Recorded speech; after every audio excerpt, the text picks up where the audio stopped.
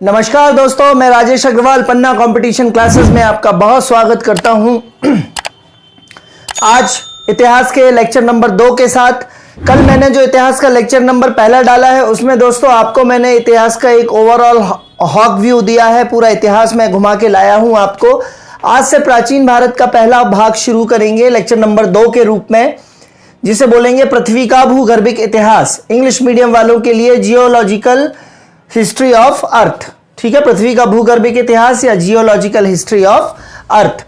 ठीक है दोस्तों, जैसा कि आपको ये मैप दिख रहा है इस इंडिया के मैप में मैंने ऊपर की तरफ और नीचे की तरफ ये लाइनिंग्स वाला जो पोर्शन बनाया है, ये पाषाण सभ्यता और यहां पे भी पाषाण सभ्यता, मतलब हिमालय का भाग जो है और प्रायद्वीपीय भारत का जो भाग है दोस्तों, वो पाषाण सभ्यता को दिखा रहा है। अर्थात हिमालय तथा प्रायद्वीपीय क्षेत्र में, हिमालय के क्षेत्र में और प्रायद्वीपीय क्षेत्र में आपको मालूम है पथरीली जमीन है, पत्थर बहुत है, इसीलिए पाषाण, यहाँ पे जो प्रायद्वीपीय क्षेत्र है ना दोस्तों, यहाँ पे तालाब बहुत सारे हैं, नहरें नहीं खोदी जा सकती क्योंकि यहाँ पे नरम मिट्टी नहीं है नहरें खोदने के लिए। ठीक है, तो हिमालय के भाग पे और प्रायद्वीपीय भारत के भाग क्षेत्र में पत्थर बहुत ज्यादा हैं, अतः यहाँ पे पाषाण सभ्यताएं विकसित हुई हैं। पाषाण सभ्यता के प्रमाण यहाँ दोनों जगह से मिले हुए हैं। ठीक है, तो जहां पे पत्थर ज्यादा होंगे वहां पे पत्थर का उपयोग ज्यादा होगा और वहां पे पत्थर का उपयोग ज्यादा होने से पाषाण सभ्यता का विकास होगा। तो हिमालय का भाग और प्रायद्वीपीय भाग पाषाण सभ्यता। फिर थोड़ा सा और नीचे आए सिंधु घाटी सभ्यता। सिंधु घाटी सभ्यता, जैसे कि ये डॉटेड पोर्शन आप देख रहे हैं, सिंधु तथा उसकी सहायक नदियां है ना, झेल चना रवि सतुआ खाए, सिंध सभी को बहा ले जाए, सिंधु नदी सिस्टम में बोल रहा हूं, ये मैं आपको ज्योग्राफी में बताऊंगा सॉरी। तो सिंधु तथा उसकी सहायक नदियों तथा पंजाब, हरियाणा, गुजरात और राजस्थान का ये जो पूरा क्षेत्र है, डॉटेड काली लाइंस, यहां पे सिंधु घाटी सभ्यता का विकास हुआ। अलग अलग नदियों के किनारे जो है, नदियों के किनारे सारी क्रियाएं करते थे लोग। पीने के लिए पानी होता था, अगर कुछ फसल उगाते थे फसल के लिए पानी होता था, ट्रांसपोर्टेशन के लिए भी नदियां है ना, तो पानी एक बहुत अहम जरूरत है। तो नदियों के किनारे जो सभ्यता विकसित हुई है, थोड़ा सा हिमालय से और नीचे की तरफ सिंधु घाटी सभ्यता कहला गई। फिर थोड़ा सा और पूर्व की तरफ चलेंगे, ये लाल गोले जो मैंने बनाए हुए हैं, ये गंगा यमुना दोआब क्षेत्र है दोस्तों। गंगा यमुना दोआब क्षेत्र में सिंधु घाटी सभ्यता खिसक के और कहां पे चली आई, वैदिक सभ्यता कहला गई। सिंधु घाटी सभ्यता के बाद कौन सी सभ्यता आती है, तो यही क्रम रहेगा इतिहास पढ़ने का। पाषाण सभ्यता, सिंधु घाटी सभ्यता, पाषाण के बाद थोड़ा सा ताम्र पाषाण कालीन सभ्यता पढ़ेंगे, और ताम्र पाषाण कालीन सभ्यता जो है वो सिंधु घाटी सभ्यता के पैरेलल चलेगी। लगभग 2000 बीसी के आसपास ताम्र पाषाण सभ्यता भी चलेगी। सिंधु घाटी सभ्यता चलेगी 2500 बीसी से 1500 बीसी तक। ठीक है, तो सिंधु घाटी सभ्यता से फिर और पूर्व की तरफ खिसकेंगे तो आ जाएगा गंगा यमुना दोआब क्षेत्र, है ना दोस्तों। ये गंगा जाती है यहां से और ये पीछे से यमुना आती है और इलाहाबाद में मिलती है। तो गंगा यमुना का दोआब क्षेत्र बहुत उपजाऊ क्षेत्र था, तो लोग यहां पे बसे और यहीं पे वैदिक सभ्यता का विकास हुआ। इसके बाद थोड़ा सा और पूर्व की तरफ चले गए तो बिहार और आसपास के क्षेत्र में, बिहार तथा गंगा के उस पार, जो गंगा यहां से आई है ऐसी गई है, गंगा के उस पार कौन सी सभ्यता का विकास हुआ, महाजनपद का विकास हुआ। और उसमें भी सबसे बड़ा महाजनपद कौन सा आ गया, मगध। और मगध में भी सबसे शक्तिशाली साम्राज्य कौन सा था, मौर्य। तो आपको समझ में आ रहा है, यहां से चले ऐसे आए फिर पूर्व की तरफ चले गए। तो ये पाषाण सभ्यता, ये सिंधु घाटी सभ्यता, फिर ये गंगा यमुना दोआब में वैदिक सभ्यता, और वैदिक सभ्यता के थोड़ा सा आगे की तरफ क्या आ गया, महाजनपद, है ना, ये महाजनपद वाला पार्ट है। ठीक है, तो इस तरीके से ये मैप बहुत इंपॉर्टेंट है आपके पीएससी मेंस, आईएएस मेंस के हिसाब से, और एक कंसेप्ट आपका बनाता है कि पाषाण सभ्यता ऊपर से नीचे और फिर सिंधु घाटी सभ्यता पश्चिम से पूर्व की ओर विकसित होती चली गई। ठीक है, फिर 5 लाख वर्ष से 6000 वर्ष बीसी, 5 लाख वर्ष से पहले तक 6000 वर्ष तक जो है पाषाण काल कहा जाता है। तो पाषाण काल किस काल को कहा जाता है, कल ही मैंने आपको पहले लेक्चर में बताया था कि 5 लाख वर्ष से लेकर 6000 वर्ष तक का जो काल होता है, या 6000 बीसी बोलने का जो काल है, वो पाषाण काल कहलाता है। और मानव की उत्पत्ति कब हुई है, तो तृतीय की मानव की उत्पत्ति हुई है तृतीयक युग के प्लायोसीन काल में हुई है। मानव की उत्पत्ति कब हुई है, तृतीयक युग के प्लायोसीन काल। ये तृतीयक युग क्या है, प्लायोसीन क्या है, इसके मैं आगे आपको बताता हूं। इसीलिए मैंने आज का ये लेक्चर शुरू किया है, भूगर्भिक इतिहास। तो ये पृथ्वी के सारे ये कालों के नाम है, अलग अलग कालों में कैसी कैसी उत्पत्ति हुई, पृथ्वी में कैसे कैसे जीवों की उत्पत्ति हुई, पेड़ पौधों की उत्पत्ति हुई, चट्टानों की उत्पत्ति हुई, कैसे कैसे परिस्थितियां बदली, कैसे कैसे बर्फ पिघलना शुरू हुई, है ना, और कैसे जो है जीवों की उत्पत्ति होना शुरू हुई, मानव जो है वो मानव की उत्पत्ति हुई। तो मानव की उत्पत्ति तृतीयक युग के प्लायोसीन काल में हुई। अभी ये लाइन सिर्फ समझना है आपको। और यूरेनियम रेटिंग के आधार पे पृथ्वी, यूरेनियम रेटिंग से क्या करते हैं, पृथ्वी की आयु का पता लगाते हैं। तो अपने आप में यही प्रश्न है कि पृथ्वी की आयु का पता लगाने के लिए कार्बन डेटिंग इस्तेमाल नहीं कर सकते, क्योंकि पृथ्वी में कार्बन नहीं है। कार्बन तो जीवाश्मों में होता है दोस्तों, है ना। तो जीवाश्मों की आयु का पता लगाने के लिए कार्बन डेटिंग का यूज करते हैं, कार्बन 14 विधि, है ना। और पृथ्वी की आयु का पता लगाने के लिए यूरेनियम रेटिंग का इस्तेमाल करते हैं। और इसके अनुसार पृथ्वी की आयु कितनी है, 4.5 अरब वर्ष पूर्व, है ना। दो चीजें याद रखना है आपको, ब्रह्मांड की आयु जो है 13.7 अरब वर्ष पूर्व, और पृथ्वी की आयु दोस्तों है 4.5।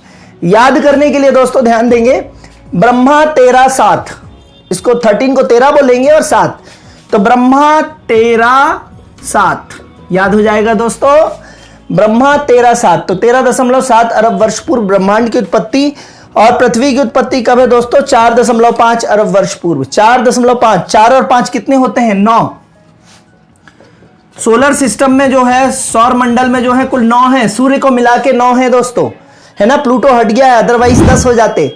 तो सूर्य को मिला के और 8 ग्रह को मिला के कुल 9 सदस्य हैं, तो 4 + 5 = 9, ठीक है। तो पृथ्वी की आपको आयु समझ में आ जाएगी, 4.5 अरब वर्ष पूर्व। दोनों प्रश्न आए हुए हैं दोस्तों, ठीक है। अब दोस्तों आगे बात अपन करेंगे पृथ्वी का भूगर्भिक इतिहास में किस तरीके से अलग अलग कल्प और युग और शकों में बांटा गया है और हर एक की विशेषता क्या है। जैसा कि अभी दोस्तों मैंने आपको बताया कि यूरेनियम रेटिंग के आधार पर पृथ्वी की आयु का पता लगाया है, और पृथ्वी की आयु जो है वो 4.5 अरब वर्ष पूर्व, है ना। तो 4 और 5 9, मतलब पृथ्वी के साथ सूर्य का जो सौर ग्रह है, सौर मंडल है, वो 9 सूर्य समेत 9 ग्रहों के साथ है। तो 4.5 अरब वर्ष पूर्व पृथ्वी की उत्पत्ति। और दोस्तों ब्रह्मांड की उत्पत्ति तो ब्रह्मा 13.7 अरब वर्ष पूर्व जो है वो ब्रह्मांड की उत्पत्ति मानी गई है, ठीक है। तो ये दोनों ध्यान रखेंगे, परीक्षा में एज इट इज आए हैं। अब बात करते हैं पृथ्वी का भूगर्भिक इतिहास, geological history of India, geological history of earth, ठीक है दोस्तों। ध्यान देंगे, सारे जो भूगर्भिक इतिहास है उसको 3 भागों में बांटा गया है, महाकल्प, युग और शक। महाकल्प को आप दोस्तों कल्प भी बोल सकते हैं, युग भी बोल सकते हैं और शक भी बोल सकते हैं, ठीक है। तो इसको मैं जब शॉर्ट में कोडिंग, पहले पूरा समझ लीजिए दोस्तों, फिर इसको मैं कोडिंग दूंगा आपको, ठीक है। तो इसकी कोडिंग में रहेगा मायुष, मायुष हो जाते हैं ना, तो मायुष क्या रहेगा दोस्तों, मायुष। तो महाकल्प, युग और शक। महाकल्पों को युगों में बांटा गया है और युगों को शकों में बांटा गया है दोस्तों। पहले विशेषता पढ़ लेते हैं और फिर ढंग से आपको याद भी करा दूंगा मैं टेका पद्धति से, ठीक है। महाकल्प 5 हैं दोस्तों, pre Palaeozoic, Palaeozoic, Mesozoic, Cenozoic, Neozoic. Pre Palaeozoic, Palaeozoic, Mesozoic, Cenozoic, Neozoic, ठीक है। तो जैसे अपन ने ये मायुष याद किया है दोस्तों, वैसे इसको याद करेंगे pre PMCN, pre PMCN। Pre मतलब प्री पैलियोजोइक, फिर पी से मतलब पैलियोजोइक, मीसोजोइक, सीनोजोइक और एन से मतलब Neozoic. Pre Palaeozoic, Palaeozoic, Mesozoic, Cenozoic और नियोजोइक, ठीक है। तो 5 महाकल्पीय हो गए दोस्तों। अब 5 महाकल्पों में युग जो है, तो प्री पैलियोजोइक में कोई युग नहीं माना गया है, इसलिए यहां पे डैश किया हुआ है। पैलियोजोइक से दोस्तों प्राथमिक युग, मीसोजोइक में द्वितीयक युग, सीनोजोइक में तृतीयक युग और नियोजोइक में चतुर्थक युग। तो ये बहुत ज्यादा कुछ ध्यान रखने वाला नहीं है, पहले में युग नहीं है, बाकी पहला, दूसरा, तीसरा और चौथा युग आप लगा दीजिए। अब जिसमें कोई युग नहीं है, मतलब प्री पैलियोजोइक में कौन कौन से शक हैं, ठीक है। इपोक्स, एरा, है ना, और पीरियड। इपोक्स, एरा और पीरियड, इसको इंग्लिश में क्या बोलेंगे, सॉरी, एरा, इपोक्स एंड पीरियड, ठीक है। तो अब प्री पैलियोजोइक को 2 शकों में बांटा गया है, आर्कियन और प्री कैम्ब्रियन, ठीक है। पैलियोजोइक को 6 शकों में बांटा गया है, कैम्ब्रियन, ऑर्डोविसियन, सिल्यूरियन, डिनोनियन, डियोनियन, कार्बोनिफेरस और पर्मियन, ठीक है। मीसोजोइक या द्वितीयक युग को बांटा गया है 3 शकों में, ट्रियासिक, जुरासिक और क्रिटेशियस। सीनोजोइक को बांटा गया है 5 शकों में, पेलियोसीन, इयोसीन, ओलिगोसीन, मायोसीन और प्लायोसीन। और नियोजोइक को बांटा गया है दोस्तों दो शकों में बांटा गया है, प्लीस्टोसीन और होलोसीन। ठीक है दोस्तों, तो ये मैं आपको बिल्कुल रटा दूंगा। अभी मैंने आपको क्या याद कराया है, मायुष, और मायुष कितने भागों में बटा है, प्री-PMCN, है ना। महाकल्प जो है वो 5 है, प्री-PMCN, इतना याद करा दिया है मैंने। अब ये याद कराऊंगा दोस्तों मैं आपको, ठीक है। चलिए अब एक एक चीज देख लेते हैं। प्री पैलियोजोइक में कोई युग नहीं है और 2 शक हैं, आर्कियन और प्री कैम्ब्रियन। आर्कियन का मतलब, जैसे आप आर्कियोलॉजी शब्द समझते हैं, तो आर्कियोलॉजी मतलब पुरातात्विक चीज, पुरानी, बहुत पुरानी चीज को अपन क्या बोलते हैं, आर्कियो। ठीक है, तो आर्कियन काल में जो है वो जीवन की उत्पत्ति ही नहीं हुई थी दोस्तों। चूंकि जीवन की उत्पत्ति नहीं हुई थी तो किसी भी प्रकार का जीवाश्म नहीं पाया जाता था, और जीवाश्म नहीं था तो केवल ज्वालामुखी से बनी नीस और ग्रेनाइट चट्टानें ही थी दोस्तों। नीस और ग्रेनाइट चट्टानें ही किस काल में थी, आर्कियन युग में। जीवन की उत्पत्ति अभी हुई ही नहीं थी। फिर प्री कैम्ब्रियन, प्री मतलब पहले का, कैम्ब्रियन मतलब कैम्ब्रियन काल। तो कैम्ब्रियन काल से पहले का काल, मतलब इसके ठीक बाद कौन सा काल होगा दोस्तों, कैम्ब्रियन। तो प्री कैम्ब्रियन काल में दोस्तों अरावली पर्वत श्रेणी, धारवाड़ चट्टानों का विकास हुआ। अरावली कहाँ है, मेनली राजस्थान में। ठीक है सॉरी, है ना, दिल्ली से राजस्थान होती हुई गुजरात तक फैली हुई है ना, मजनू का टीला दिल्ली तक फैली हुई है। तो अरावली और धारवाड़ चट्टानों का विकास, ठीक है। धारवाड़ चट्टानों में जो है वो खनिज पाए जाते हैं, ठीक है। तो अरावली धारवाड़ चट्टानों का विकास, समुद्र में सूक्ष्म जीवों का विकास प्रारंभ, मतलब ब्लू ग्रीन एल्गी या साइनोबैक्टीरिया जिसको बोलते हैं। सबसे पहले किस जीव का विकास हुआ है दोस्तों, बैक्टीरिया का विकास हुआ है, जीवाणु का विकास हुआ है। तो ब्लू ग्रीन एल्गी भी उसी को बोलते हैं, या साइनोबैक्टीरिया भी बोलते हैं, या नील हरित शैवाल भी बोलते हैं। तो प्री कैम्ब्रियन में अरावली धारवाड़ चट्टानों का विकास हुआ है और समुद्र में सूक्ष्म जीवों का विकास प्रारंभ हो गया है। तो यह था प्री पैलियोजोइक। अब दोस्तों पैलियोजोइक, पैलियोंटोलॉजी क्या होती है दोस्तों, जीवाश्मों का अध्ययन। पैलियो मतलब जीवाश्म, जोइक मतलब जू मतलब जीव। तो पैलियो मतलब पुराने, जू बहुत पुरातन जो जीव है उसके लिए पैलियोजोइक।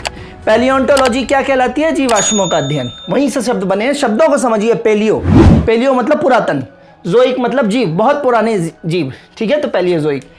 इसको दोस्तों हमने 6 भागों में बांटा है, कैम्ब्रियन, ऑर्डोविसियन, सिल्यूरियन, डिनोनियन, कार्बोनीफेरस और पर्मियन। इसको सबको याद कर लेंगे दोस्तों अपन। कैम्ब्रियन में क्या है, विंध्यन चट्टानें बन गई, ठीक है, और समुद्री घास का विकास हो गया। विंध्यन चट्टानों, कैम्ब्रियन युग में क्या हुआ दोस्तों, कैम्ब्रियन शक में विंध्यन चट्टानें बन गई और समुद्री घास का विकास होने लगा।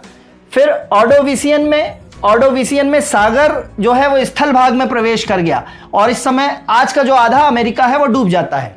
ठीक है, तो ऑर्डोविसियन में जो है सागर जो है वो स्थल भाग में प्रवेश कर जाता है, अर्थात कहीं ना कहीं बर्फ पिघली है, सागर का जल स्तर बढ़ा है, तो बर्फ पिघलना शुरू हुई, मतलब जीवन की उत्पत्ति शुरू हुई दोस्तों।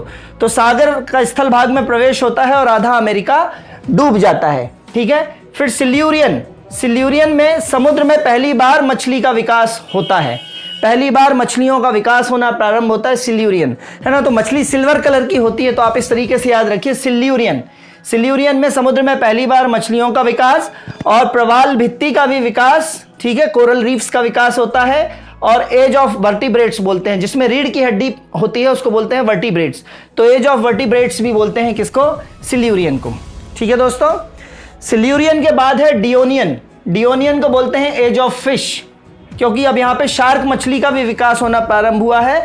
और एज ऑफ फिश बोलते हैं मतलब फिश की प्रधानता है, लेकिन यहीं पे उभयचरों की उत्पत्ति प्रारंभ हो गई, है ना दोस्तों।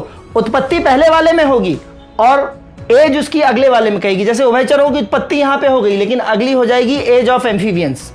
तो उत्पत्ति मतलब शुरुआत ही है, और एज मतलब उनका वहां पे प्रचंड बहुमत है, तो एज ऑफ एम्फीबियंस। ठीक है, तो शार्क मछली का विकास, उभयचरों की उत्पत्ति शुरू हो गई और 40 फीट लंबे पेड़ बनने शुरू हो गए दोस्तों। ठीक है, तो ये था डियोनियन। ठीक है, कैसे याद रखेंगे, डियो। ठीक है, तो शार्क मछली का कोई डियो है आपके पास तो डियोनियन, इस तरीके से। फिर है ना, मछली की यदि बदबू आ रही है आपको तो आपको क्या डालना पड़ेगा, डियो डालना पड़ेगा। मछली की स्मेल बहुत गंदी होती है अगर दोस्तों जिसको पसंद नहीं है तो एज ऑफ फिश कौन सा है, डियो डालने वाला। एज ऑफ फिश कौन सा है, डियो डालने वाला। फिर कार्बोनिफेरस, तो कार्बोनिफेरस जैसा कि आपको मालूम है कार्बन का युग है, यहाँ पे कोयले का विकास होगा। तो कार्बोनिफेरस जो है एज ऑफ एम्फीबियंस है ना, उभयचरों की एज है, उभयचरों का काल है। और कोयले के अवशेष सबसे पहले यहाँ पे मिले हैं दोस्तों, और 100 फीट लंबे पेड़ मिले हैं। लंबे लंबे पेड़ मिलेंगे मतलब अच्छा कोयला बनेगा, क्योंकि पेड़ों के जमीन में दबने से ही ताप और दाब की कंडीशन में क्या बन जाता है, कोयला। जंतुओं के दबने से क्या निकल जाता है, उनका तेल, पेट्रोलियम। तो जंतुओं के दबने से पेट्रोलियम बन जाता है, तेल निकल जाता है क्योंकि उनका, और पौधे के दबने से क्या बन जाता है दोस्तों, कोयला। ठीक है। फिर पर्मियन, ठीक है। तो जर्मनी का ब्लैक फॉरेस्ट आपने सुना होगा और ब्लू फॉरेस्ट सुना होगा, ठीक है। तो ब्लैक हिल्स और ब्लू हिल्स, ठीक है, सॉरी ब्लैक हिल्स और ब्लू हिल्स जो है वो अमेरिका में है, लेकिन ब्लैक फॉरेस्ट जो है वो जर्मनी में। ब्लैक फॉरेस्ट वो पेस्ट्री भी होती है खाने वाली, बहुत टेस्टी पेस्ट्री होती है खाने वाली ब्लैक फॉरेस्ट। तो जर्मनी में ब्लैक फॉरेस्ट है, और ब्लू हिल्स और ब्लैक हिल्स, अगर ब्लैक हिल्स बोले तो अमेरिका में, ब्लैक फॉरेस्ट बोले तो जर्मनी में। तो जर्मनी का ब्लैक फॉरेस्ट और फ्रांस का बासजेस पर्वत का विकास हुआ है किस समय में, पर्मियन में। ठीक है। तो ये दोस्तों पैलियोजोइक के 6 शक थे। फिर मीसोजोइक के 3 शक, ये बिल्कुल रट जाएंगे दोस्तों, बस आप साथ बने रहिए और लेक्चर को लाइक, सब्सक्राइब और शेयर करते जाइए और आगे बढ़ते जाइए दोस्तों, जुड़े रहिए बस। ट्रियासिक क्या है, मीसोजोइक में ट्रियासिक है। तो ट्रियासिक जो है वो एज ऑफ रेप्टाइल्स है, ठीक है। तो ट्रियासिक एज ऑफ रेप्टाइल्स है, मतलब सरीसृपों का काल है। और यहाँ पे केकड़ा पहली बार देखा जाता है, और गोंडवाना क्रम की चट्टानें जो कि कोयले के लिए बड़ी फेमस है। 100 फीट लंबे पेड़ है, जमीन के अंदर दबने लगे हैं, कोयले के अवशेष मिलने लगे हैं। तो गोंडवाना क्रम की चट्टानों में कोयला ही मिलता है दोस्तों। तो अच्छे खासे लंबे लंबे पेड़ जमीन के अंदर दबने लगे हैं, गोंडवाना क्रम की चट्टानें भारत में मिलने लगी हैं। तो ट्रियासिक, ठीक है। जुरैसिक है ना, जुरैसिक पार्क आपने मूवी देखी होगी। जुरैसिक पार्क जैसे ही आप सुनते हैं तो आपके दिमाग में क्या आता है दोस्तों, डायनासोर आता है। तो जुरैसिक में एज ऑफ डायनासोर्स है ये। कंगारू की उत्पत्ति भी यहीं पे हुई है दोस्तों, है ना। जुरैसिक में जुराबे पहन के कौन आ गया, कंगारू उचकता हुआ आ गया, क्या पहन के, जुराबे। जुराबे मतलब मोजे, जुरैसिक, है ना। तो डायनासोर है, कंगारू है, और आर्कियोप्टेरिस एक जीव है जो कि उड़ भी सकता है और रेंग भी सकता है। उड़ सकना मतलब पक्षी वाले गुण है, रेंग सकना मतलब सरीसृप या रेप्टाइल्स वाले गुण हैं।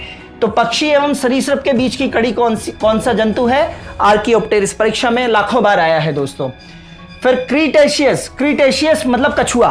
क्रेटा, जिसकी बॉडी ऊपर से शल्क और बहुत मजबूत और कड़ी हो, कछुए की बॉडी ऐसी ही होती है। तो क्रीटेशियस मतलब कछुए का विकास।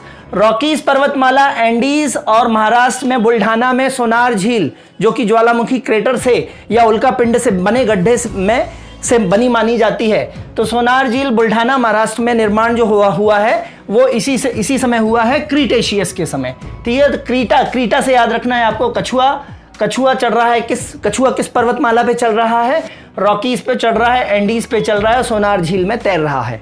कैसे याद करेंगे, क्रेटा मतलब कछुआ जो है वो रॉकीज पर्वत पे चढ़ रहा है, एंडीज पर्वत पे चढ़ रहा है और सोनार झील में तैर रहा है। तो आपको याद हो जाएगा क्रीटेशियस। फिर सीनोजोइक में सबसे पहला शक जो है वो पेलियोसीन है।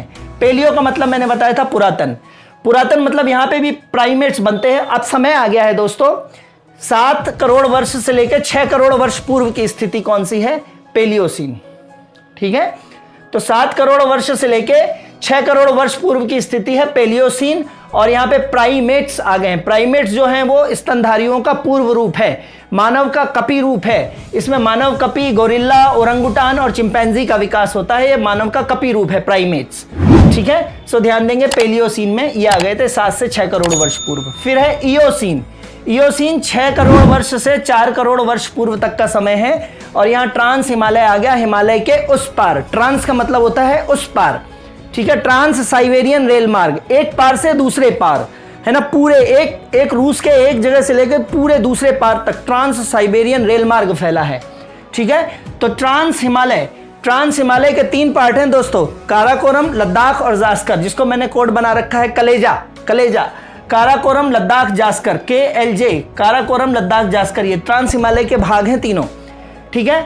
तो इयोसीन में ट्रांस हिमालय बनता है, जिसमें तिएन शान पर्वतमाला बताऊंगा चीन की तरफ, हिंदू कुश अफगानिस्तान की तरफ, जास्कर श्रेणी जो है वो अफगानिस्तान पाकिस्तान की तरफ, तो जास्कर भारत की तरफ भी है।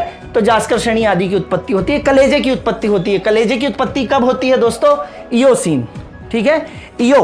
ईओ, इसका सीन, ईओसीन के समय किसकी उत्पत्ति होती है दोस्तों? कलेजे की। तो ईओ कर दीजिए, तो ये कलेजे की उत्पत्ति दोस्तों, ठीक है। फिर बात करेंगे दोस्तों ओलिगोसीन। ओलिगोसीन 4 करोड़ वर्ष से 2.5 करोड़ वर्ष पूर्व तक की बात है।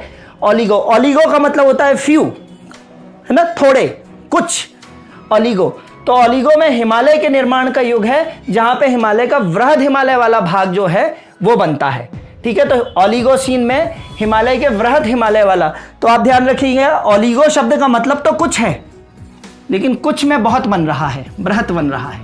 याद कैसे करना है? जो नाथ है वही दास है ना, जो स्वतंत्र है वो वही दास है। ऐसे उल्टे याद करने का मैंने तरीका आपको बताया है। तो जहां पे ओलिगो है, जहां पे चीजें कुछ हैं, वहीं पे बहुत बन रही हैं चीजें, वृहत बन रही हैं। तो वृहत हिमालय कहां पे बन रहा है? ओलिगोसीन में, ठीक है दोस्तों। याद करने के तरीके हैं ये। मायोसीन, मायोसीन 2.5 करोड़ वर्ष से 1.1 करोड़ वर्ष पूर्व तक है, और मायो जो है वो लघु हिमालय, ठीक है। मायो जो है वो लघु हिमालय इस समय बना हुआ है। फिर प्लायोसीन 1.1 करोड़ वर्ष से लेकर 10 लाख वर्ष पूर्व तक है, और यहाँ पे शिवालिक श्रेणी बनती है। कौन सी श्रेणी बनती है? शिवालिक श्रेणी, या दून्स वाले जो पहाड़ बनते हैं, कम ऊंचे पहाड़, वो यहीं पे बनते हैं प्लायोसीन में। तो शिवालिक, और दुनिया में मानव सबसे पहले इसी समय आ जाता है दोस्तों, प्लायोसीन में। दुनिया में अगर देखें तो मानव सबसे पहले किस में आ जाता है? प्लायोसीन में। लेकिन भारत में यदि मानव सबसे पहले देखें पाषाण काल के साथ, तो किस में आता है? प्लीस्टोसीन के साथ। तो दुनिया में थोड़ा एक कदम पहले आ गया प्लायोसीन में, और भारत में कब आया? एक कदम बाद, प्लीस्टोसीन में। और प्लीस्टोसीन का काल कब है? 10 लाख से 10,000 तक, ठीक है। मैंने आपको पाषाण काल कब बताया है? लगभग 5 लाख से लेके और 6000 BC तक। 5 लाख से लेके 6000 वर्षों पूर्व तक मैंने आपको पाषाण काल बताया है। तो लगभग वही काल है ये। 10 लाख से 10,000 वर्ष पूर्व का जो काल है वो है प्लीस्टोसीन और पाषाण काल। और भारत में मानव सबसे पहले पाषाण सहित इसी समय मिला है, प्लीस्टोसीन में, ठीक है। तो स्टो मतलब स्टोन, प्लीस्टो, है ना। तो यहां पे स्टोन आ गया दोस्तों, प्लीस्टो। तो प्लीस्टो में स्टोन आ गया, पाषाण आ गया दोस्तों, यहीं पे याद हो जाएगा पाषाण काल, प्लीस्टो। और फिर है होलो मतलब कंप्लीट मतलब विभिन्न सभ्यताओं का उदय हो गया, मानव का विकास हो गया है, मानव सीधा खड़ा होने लगा है, ये सारी चीजें। तो होलोसीन विभिन्न सभ्यताओं का विकास हुआ यहाँ पे 10,000 वर्ष से लेके आज तक, ठीक है दोस्तों। तो इसका जो कोड है, इसका कोड मैं आपको कल वाले लेक्चर में बताऊंगा। अभी आप इतना आज पढ़िएगा, और कल मैं 5 मिनट में आपको इसको कोडिंग के थ्रू पूरा याद करा दूंगा, ठीक है। तो ये ध्यान रखिएगा, प्लीस्टोसीन और होलोसीन, ठीक है। अभी एक जो नई खोज हुई है दोस्तों, उसमें महाराष्ट्र के बोरी नामक जगह में 14 लाख वर्ष पुराना मानव पाषाण का साक्ष्य मिला है, जबकि अपन अभी कितना मान रहे हैं? 10 लाख। तो ये करंट में आ सकता है कि महाराष्ट्र के बोरी में 14 लाख वर्ष पुराना मानव पाषाण का साक्ष्य मिला है, ठीक है।